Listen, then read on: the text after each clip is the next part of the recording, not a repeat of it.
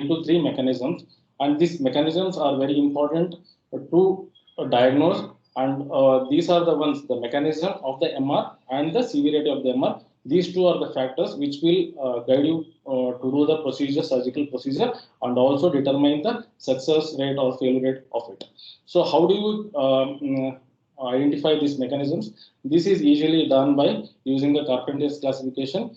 Carpenter's classification for MR uses the mobility of the leaflets or the leaflet motion, the extent of it, to classify it into three different mechanisms. Type 1 is a normal leaflet motion where the leaflets are moving normally. The pathology exists in the annulus, that is dilated annulus, or the perforation or cleft within the antemitral leaflet. Whereas type 2, it is associated with increased leaflet motion. The increased leaflet motion can be because of redundant mitral leaflets themselves, or elongated chordae, or ruptured chordae tendina. In some cases, like in acute MI, it can also be because of rupture of the capillary muscle itself. And type 3A and 3B are associated with decreased or restricted leaflet mobility. Type 3A is associated with leaflet restriction during systole as well as in diastole. It is seen in typically rheumatic heart disease. Whereas type 3B, where the leaflets are restricted only during systole, causing mitral regurgitation, and the leaflets are free during diastole. This is commonly seen in the ischemic MR or other diseases which affect the LV myocardium. So once you have done that, there are some examples of Carpenter's classification. If you can see here, it's a 3D view of a mitral valve, and here is we have antemitral leaflet A1, A2, A3 from left to right, and corresponding scallops below P1, P2, and P3. If you can see here, there is a large cleft within the antemitral leaflet, and it is a classical example of type 1 Carpenter's classification. So it is very rare to find an adult with AML, and if you have found them, usually they are associated with the abnormal movement of the antemitral leaflet. That is, AML is usually restricted because of the abnormal tendinous attachments, and these patients are also associated with dilated annulus. And for example, type 2 Carpenter's, here is a classical example of myxomatous degenerative disease. If you can see, both the leaflets are thickened. To diagnose a degenerative leaflet or degenerative mitral valve disease, the leaflets have to be thicker, more than 5 millimeters in thickness, and also here the leaflets are redundant. The leaflet tissue is excessive, and this results in a mild billowing or in a significant imminent lesions like prolapse and flare. It can also be, if you can see here, both leaflets are thickened, both leaflets are redundant, both are prolapsing. As a result, the jet is almost central. In case of prolapse or flail, you have to confirm with color flow Doppler that the jet moves opposite to the direction of the diseased leaflets. Whereas in case of a restriction, the color flow usually shows the movement of the jet towards the affected leaflet. And in case of a degenerative mitral disease, the MR can also be caused by elongated chordae or even ruptured chordae. For example, if you can see on the left hand side, there is a ruptured chordae resulting in a prolapse.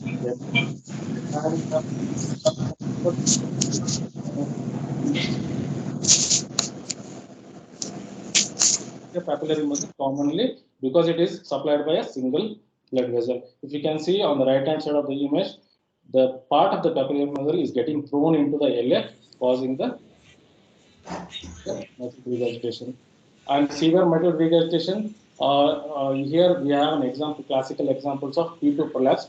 It is a commissural view where you can see P1, A2, and P3 from right to left. P1, A2, and P3. If you can see, A2 is moving normally, but there is a leaflet tissue that is arising behind the A2 and almost depicting the cobra head appearance, which is a classical P2 prolapse. And if you can see on the right hand side, there is an example of P3 flare segment.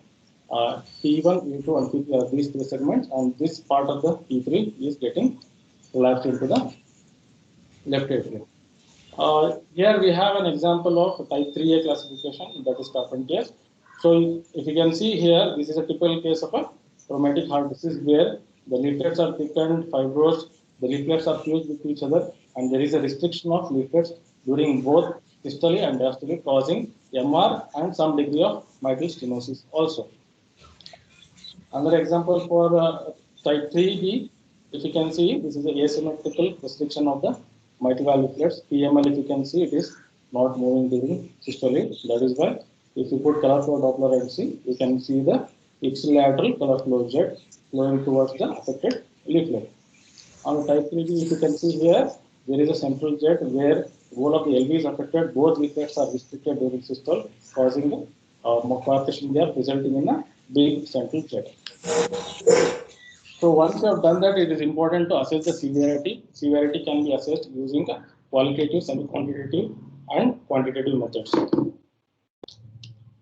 Just by putting a continuous wave Doppler across the severe MR jet or MR jet, you should be able to fairly predict whether the jet that MR is severe or not. If you can see here on the left hand side, the density of the mitral regurgitation jet is almost as good as the density of the diastolic inflow across the mitral valve, which probably indicates you can have a prior indication that this could be severe MR. Whereas on the right hand side, the density is not much, probably it could be a less severe MR. And looking at the Doppler profile also, you should be able to fairly guess. It is not an exact accurate diagnosis, but you can make out if the profile is triangular, tapered, and narrowed, then that could be the severe MR. In case of a lesser degrees of MR, usually the profile will be parabolic. And what are the semi-quantitative techniques? You can do spatial area mapping, that is area of the LA covered by the regurgitation jet. This can be done using putting a color flow Doppler across the mitral regurgitation jet, including the whole of the LA, and you have to just trace it the LA area covered by the regurgitation jet. This is quite easy to do, and this can be done in 4-chamber view as soon as we put the probe. And if the area is more than 10 centimeters square, it correlates with the severe MR. However, there are few pitfalls while doing this procedure or doing this method, because if the color gain is not accurate, then you can underestimate or overestimate the mitral regurgitation. And secondly, this technique involves the calculation of the area by 2D only. So if it is if you see, the jet is actually a 3D entity, so you will not be cutting the widest part of the jet, so that can be a problem. And also, this is not applicable in case of a lateral jets or a eccentric jets. If you can see here, on the left hand side is a case of a mild MR. The area seems to be less than 4 centimeters square. On the right hand side, the jet also looks smaller. But if you see closely, the left hand side jet is actually a central jet. On the right hand side, it is actually hugging the wall along the posterior mitral leaflet. If you can see, what is Coanda effect then? The jet looks smaller because the large jet tends to, which is eccentric, tends to hug the wall, resulting in the Coanda effect, so that the visualization by a color flow Doppler, you may not be able to identify it as a severe MR. Unless otherwise specified, all the wall hugging jets should be considered as a severe MR. You have to rule out they are not severe. So one of the methods to do that is using a pulmonary venous waveforms. There are 3 different waves in a pulmonary vein waveform. One is a systolic wave, second is a diastolic wave, and third one is a which goes opposite, that is into the pulmonary vein, that is a atrial regurgitant wave. Okay, so usually systolic wave is dominant than a diastolic wave, whereas in case of mild to moderate MR, especially moderate to moderate MR, you will be able to see the blunting of the systolic wave. If you can see here, this is a pulmonary venous Doppler, and the S wave is smaller than D wave. You can make sure you can have a prediction that this could be moderate MR. In case of a severe MR, what happens is there is severe blunting as well as a systolic flow reversal of the S wave. If this is there, the specificity of it being severe MR is about 80 to 90%, but the sensitivity of this is very low. That is, the ability to pick the severe MR by pulmonary venous flow is actually around 30%. That is because if the wall hugging jet or the eccentric jets are there, it could be hitting only one of the pulmonary veins. So it is important to make sure you scan all the pulmonary veins. There is another method where you can take a ratio of aortic valve VTI, first mitral valve VTI by aortic valve VTI. If the ratio is more than 1.4, you can fairly consider it is hemodynamic significant MR. So there are more accurate techniques to measure the severity of MR. One is you can do the regurgitant orifice area. Next is a regurgitant volume, regurgitant fraction, and vena contracta. Doing regurgitant volume and regurgitant fraction using the continuity equation can be time consuming, but you should be able to do vena contracta and regurgitant orifice area using the PISA method in a fairly quicker time. If you see here, EROA, that is effective regurgitant orifice area, calculation by PISA, is based on the concept of fluid dynamics, where when the blood tends to move across a narrow orifice, it aligns itself into multiple concentric hemispheres of blood made of RBCs. Okay, and then the flow actually gradually accelerates when it crosses the narrow orifice, and the velocity across the all the red cells in that particular shell remains equal. That is, if it is accelerating, the whole of the shell will be accelerating towards the mitral regurgitant orifice area. So using this technique, echo, it is possible to identify the smallest hemispheric surface area of the smallest hemisphere. Here, you should be able to get the radius of the PISA jet. If you can see here, right from the center of the regurgitant orifice to the first aliasing velocity, and you should be keeping the aliasing velocity from 25 to 40 centimeters per second. Once you get that, you get the radius, and using 2 pi r square, you should be able to get the area of the PISA area. Then to calculate the flow rate, you have to multiply with the aliasing velocity, which you have set here. It is 27. Once you have gotten the flow rate of the PISA, then you have to divide the flow rate by peak velocity of the MR, which can be obtained by putting a continuous wave Doppler and find the topmost part of it. So you should be able to get the peak velocity.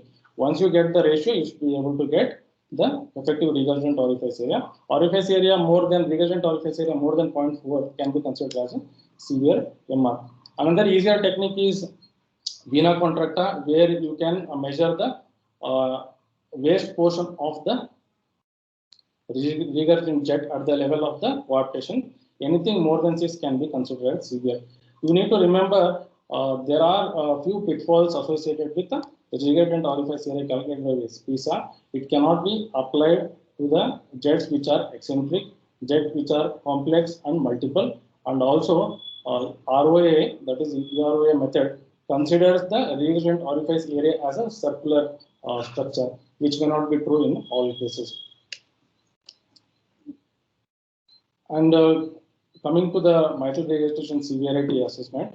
So if you can see, we have already gone through the continuous wave and the area mapping, as well as you can get the ratio of jet area by LA area. Anything more than 40%, you can consider it as a severe regurgitation. And most accurate method is, if the jet is not eccentric, then you can consider effective regurgitant orifice area as a most reliable method. Even vena contracta can also be reliable if you are cutting across the largest portion of the regurgitant orifice. So you need to remember, we can still identify the scallops by looking at the views, but you should be sure that you assess and diagnose the leaflet abnormalities or prolapsing and flail in different views, so that you can make sure those are the scallops that get affected. You can even use 3D echo to identify those abnormalities and make a diagnosis. And also, you have to remember, while assessing for severity, general anesthesia can have a large role to play, where it affects preload, upload, as well as contractility. So you need to make sure you use phenylephrine or other inotropes or vasoconstrictor to make sure you are replicating the hemodynamics that were there during preoperative period when the diagnosis was made. So we have mitral stenosis here. The most common cause of mitral stenosis in India is still rheumatic heart disease, as well as worldwide. The other causes can be other congenital or acquired conditions. Rheumatic heart disease is typically characterized by the thickened leaflets. The leaflets are thickened because of the inflammation, fibrosis, and gradually this begins with the calcification. The calcification involves both the leaflets and also there is a decreased mobility of the leaflets. In case of a mitral valve, rheumatic mitral valve disease, the hallmark of the disease is a doming of the mitral valve leaflets, especially the AML. The doming occurs because of the restriction of the AML during systole as well as in diastole. And one of the other hallmark features is a commissural fusion and submitral apparatus involvement. If you can see here, the leaflet of the AML, both AML and DML thickened. PML is more restricted compared to AML, resulting in colorful Doppler, if you can see on the right hand side, MS and variable degree of MR. And whenever you do echo for a case of a mitral stenosis, you need to remember to see for a spontaneous echo contrast. Presence of a spontaneous echo contrast within left atrium indicates the mitral valve area of less than 1.5 centimeters square. You should also look for a left atrial appendage pulse wave Doppler velocities. If the peak velocities are less than 25 and presence of spontaneous echo contrast raises the risk of thrombosis within the LA. And you should also look for, in presence of rheumatic heart disease, scan for the disease of the other valve, because rheumatic heart disease almost always involves more than one valve. So you should look for disease of the aortic valve as well as the tricuspid valve, and also look for the consequences of the long-standing mitral stenosis, that is left atrial dilatation. Look for the effects of pulmonary hypertension caused by the increased back pressure created by the mitral stenosis itself. Assess the RV dysfunction and also look for tricuspid reconstruction that might be there. It is also important while assessing the patient who has already undergone valvotomy comes for a mitral valve replacement. Look for a presence of atrial septal defect, because that is the transeptal route is usually used to do a valvotomy. So you should make sure there is no significant atrial. So there is a score developed to identify the splittability of the mitral valve or balloon valvotomy of the mitral valve, and this can also be used for valvuloplasty, that is valve repair in case of an MS. The key factors that it considers is one is a restricted mobility, and the second is a thickening, third is calcification, and fourth is a involvement of subvalvular apparatus. The maximum score is 16, and in a normal valve the score should be 0. So if the patient presents for a valvuloplasty, when the Wilson score is less than 8, then you can consider this is actually a favorable for valvuloplasty, where the balloon valvotomy results are good in 90% of the cases. If the score goes beyond 9, the success rate suddenly drops down to 50 and then further lower as the score increases. So to assess the severity of the mitral stenosis, one most commonly done method is a planimetry, but most reliable and accurately done method is a pressure gradients. You can also use other methods like pressure of time, deceleration time, and also you can use PISA if you are not able to perfectly or accurately identify the severity of the stenosis. First of all, pressure gradient, you just put continuous wave Doppler across the mitral orifice, you get the diastolic inflow. You just trace the area, you should be able to get a mean gradient. Peak gradient should not be used because it is usually affected by the LA compliance and hypovolemia. So if the mean gradient is more than 10, you can call it as a severe mitral stenosis.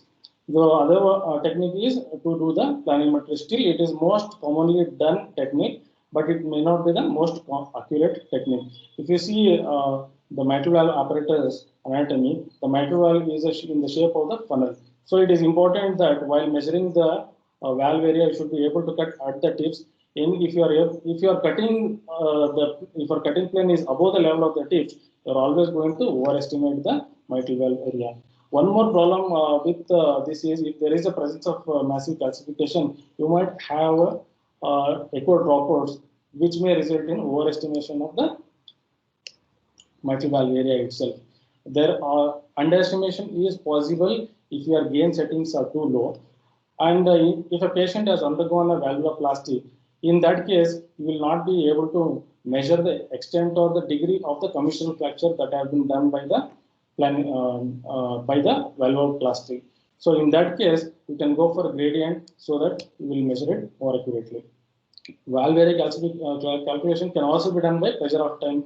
Pressure of time is nothing but the time taken by the peak maximal diastolic pressure to drop to half of its initial value. That is the time taken for equalization of pressures between the left atrium and left ventricle. So if the time taken is more, that means if the time taken is more than say 220 seconds, the valve area can be obtained by 220 divided by your PHT. So as the pressure of time increases more than 220, your valve area becomes lesser than 1 centimeter square. The main pitfalls of doing the pressure of time is it is affected by the LV diastolic pressure, end-diastolic pressure, where in case of a severe ER, presence of hypertension resulting in hypertrophy, or it is also affected by a large LA with good compliance, presence of EST. So these are the pitfalls where you should not be able to identify the pressure of time accurately. So in this situation, it is better to avoid pressure of time. One more thing is pressure of time is validated only in the native mitral valve, and it is not applicable in mitral valve replacements or if the ring is placed. So I've already spoken about the pitfalls, and you can even use a continuity equation to get the mitral valve area. But in presence of a MR, in presence of associated ER, it is not possible to use a continuity equation.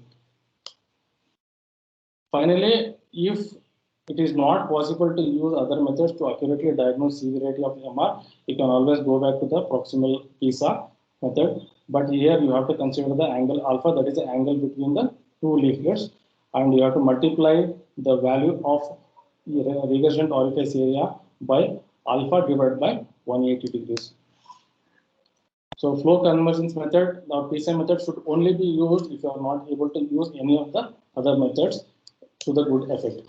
So mitral repair is always a preferred treatment. Valve sparing techniques are always preferred, but to do that you should be able to identify the viability of the repair. I think the next class will be on the repairability of the mitral valve, and it will be considered in detail in that class. Thank you.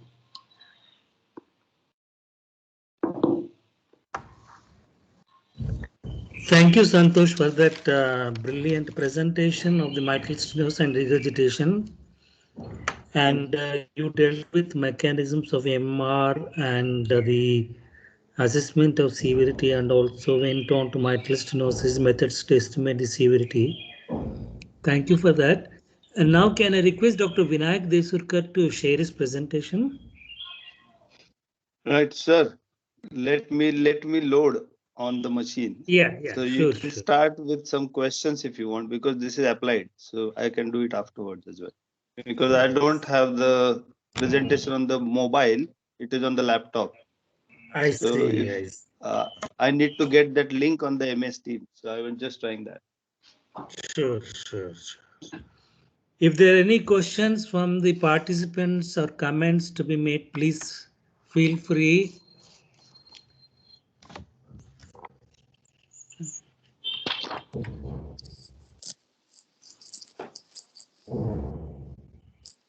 Dr. Prabhu Shankar, do you want to say something? Yes, please. Good morning, everybody. Santosh, Dr. Santosh. Yes, sir. Well presented, very good. So, though we are appreciate your enthusiastic, I want a little question. Yes. What is the mechanism of in ischemic MR? What is the mechanism of MR? 1, 2, during grading the severity, whether the MR of ischemic MR correlates the same like how the general the causes of MR, and what is the treatment? Yeah, as I said, I think regarding the mechanism of MR, I think we have already discussed that. Just to repeat that, the ischemic MR involves the different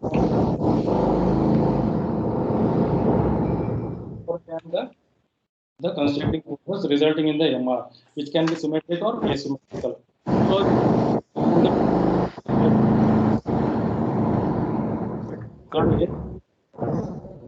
Can't hear. Somebody else has switched on my technique.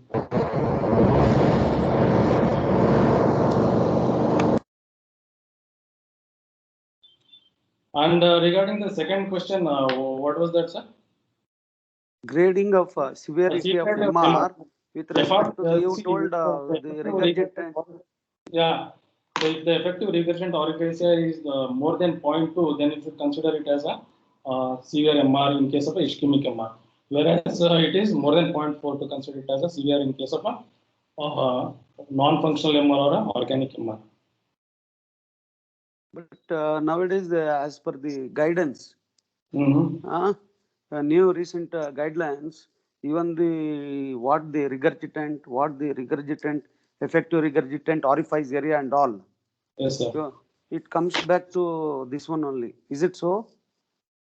Comes What back. you said, what you said, the 0.2 Yeah. effective regurgitant. It's now its severity comes to, and the regurgitant orifice, the regurgitant volume. Previously, about 30 ml or 20 ml should be suffice for severity. Now 60 ml or more. Is it so, or Yeah, why? 50 more or more than 60 ml. Yeah. Why they come back? You understood my question? Yeah, if you have gone through, you can let us know, sir. Okay. Right, I am back.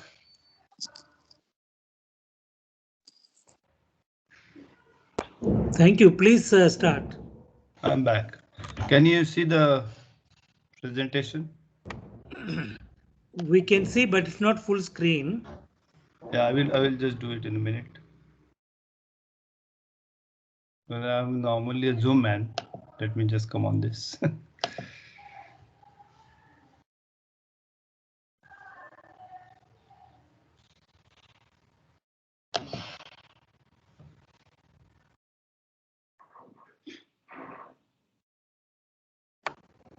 Yeah, it looks good now. Yeah. So right. Can you see now? Yes, we Right. can see. So this is little bit of applied why we are doing echoes, and when we are inducing a patient of MS, I thought being there are more of trainees, then we can put some physiological concepts tightly, because when you see, you can believe. So this is a 38-year young male with a mitral stenosis, known diagnosed patient who is waiting for last 1 year because of COVID. And he has a severe MS with atrial fibrillation for last 1 year. Obviously has a LA clot with a PA pressure of around more than 45 or moderate to severe pulmonary hypertension. So the patient was taken into theater, pre-induction, heart rate was 98, obviously AF with a controlled ventricular rhythm. BP was 110/70, which is acceptable for this patient, obviously. So the lines were put under LA, arterial and CVP lines were put in, and the induction was done. I was not here in the theater at the time, so let me clear that. Post induction, the heart rate was 110, the blood pressure is 60/40. So what will you do? You obviously try to give some vasopressor, nothing happens. Then you give some adrenaline to save yourself. So that's what was done. Adrenaline infusion was started, and the heart rate went up to 160 now with a blood pressure of 72/42. So that's not a great pressure. Why this is happening? So why this is happening is because I thought the important aspect was the rate. That's what we have learned, that mitral stenosis is a condition which has a inlet restriction for LV. So if you increase the rate further, that is going to cause more problems. Now, how can I justify that? That's why I thought we will just go through that. So this was the patient. When the TE was put in, this was a picture. Looking at this picture, what you will say, the RV is bad. It's not contracting. LV is doing well, isn't it? Because the heart rate is 160, BP is 70/40. Now they had measured the tricuspid. This is just to show you that there is a LA clot sitting in the LA, and there was one clot in the LA appendage as well. If you see the RV function here, somebody will say, oh, the RV is very bad. This patient is going to be very sick afterwards, and we will have a lot of problems. So this is what the tricuspid regurgitant jet, they got it. And when they measured it, it was something like this. So what will you say? The RV is not good. There is a tricuspid regurgitation, but the RV doesn't have a pressure to generate good amount of regurgitation. So now at this point, I thought, no, there is some problem with the concept of understanding the disease itself. The patient was alive and doing okay. He had no sign of RV failure at all. So why his RV will be so bad? And especially after the operation. So I said, let's see, let's do one thing. We try to reduce his heart rate. So I stopped the adrenaline infusion back to 0.5 ml, which was running at 2.5 ml. And then this was the situation. I have not changed the video rate or anything. This is the true picture. So look at that. The heart rate is 110. I would love the heart rate to go to 100 or 110 as well, because that is going to give you a better blood pressure as well. I lightened a bit of the anesthetic as well, because there was a lot of anesthetic going on to the patient as well. So now at least you can see there is some RV movement over there. Now, being a big LA, there is always a problem in visualizing the LV at a times.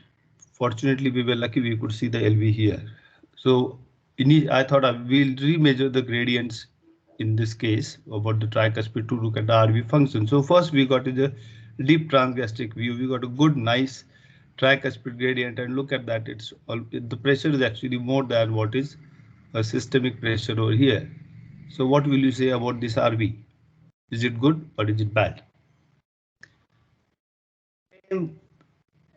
We are repeating the same view, modified tricuspid valve view, which when you go to 110 in the esophageal, when you withdraw the probe and turn it to the right side and turn it to about 110, you get the same. And now measure, it's the same view which I showed in the initial thing when the gradient was shown to be 18 and the RV was bad. Here also it is showing the same thing, 113. So it was not that the RV was bad in this case. So my idea was to just to show you as a teaching thing that what you are looking has something to do with the physiology of the patient, and you can diagnose with the echo various things, but you should not forget that basic physiology, what is wrong and how you can label, because unfortunately you will label this case as a the patient is sick, no doubt about it, but it is not that bad. He is not going to come off the bypass, or he is going to require a lot of support after the bypass. The patient is extubated in 8 hours afterwards, because the surgeon never believed that we should have a sequential pacing. And they wanted to just put some inotropes. I insisted on a bit of a pacing here, and then with a heart rate of 90, we had a fairly stable blood pressures, and we could see that the patient was metabolically improving, and that's how I did the case. So I just had a look at the IACTA-TE meet information, so I thought let's just put this so that before we forget, we can just imbibe on your mind that control of heart rate is why it is important in the case of mitral stenosis. Thank you. Thank you, Vinayak, for that illustrative case. Very well appreciate your input in this difficult situation. Sometimes we land up with hypotension after induction. Thank you for that. And Rachna wants to ask some question. Rachna, can you please unmute yourself and ask the question? Yes, sir. Morning, everyone. So it was a very nice presentation, but I just wanted to ask that there was no emphasis on means once we have to make a decision, the surgeon generally asks whether we should operate this MR in CABG when it is a ischemic. So what are the things that we should precisely see to guide him? Santosh, can you please answer this question?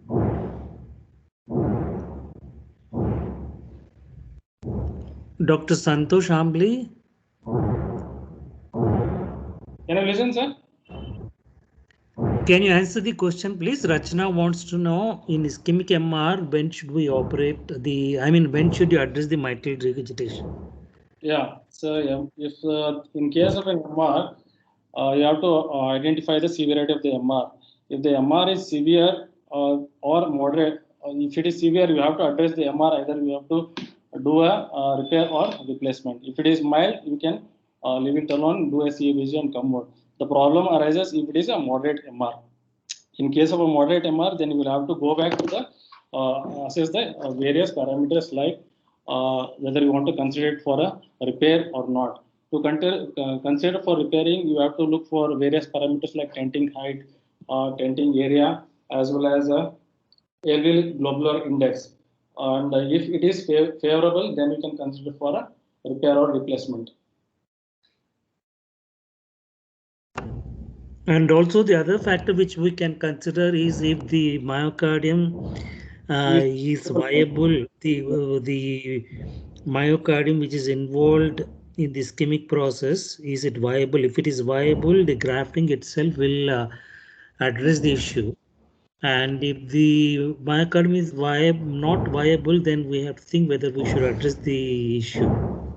Yes. This can be determined by doing the nuclear medicine perfusion scans. The viability scans. Yeah. Okay, sir. Thank you, sir.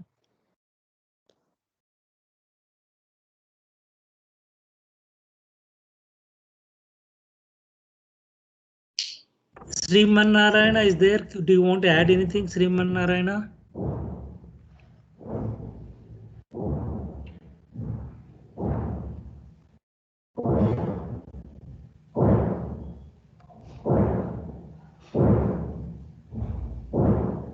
Any other question? Anybody wants to ask about mitral stenosis, mitral regurgitation, common problem we encounter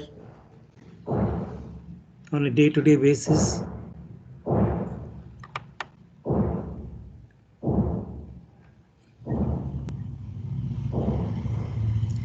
Well, I would just add with that ischemic MR. Yeah, please. It's the globularity index of the LV. That is what we see as well. Because if the LV is more globular, then the chances of repair and things are obviously not good. Even if you repair, the mitral stenosis is going to recur after 1 or 2 years. So there are several other indications, and actually I am sure that Dr. Murli will have a separate talk on this particular subject, because it's various things that should be looked after into this. And as he had rightly pointed out, if you can correct the ischemia, then probably there is some chance that you can do nothing for the mitral valve and the mitral valve will be all right. And that is the trick, that various factors he has mentioned about assessing in the perioperative period. Actually, you can do all that before the operation as well. And that is something important, because transthoracically you can do and decide whether the valve needs operation or you should not touch the valve at all, and things will get back onto its normal. The other aspect is LV remodeling. So the LV globularity, LV remodeling, all those things are going to decide whether the MR is going to persist or not.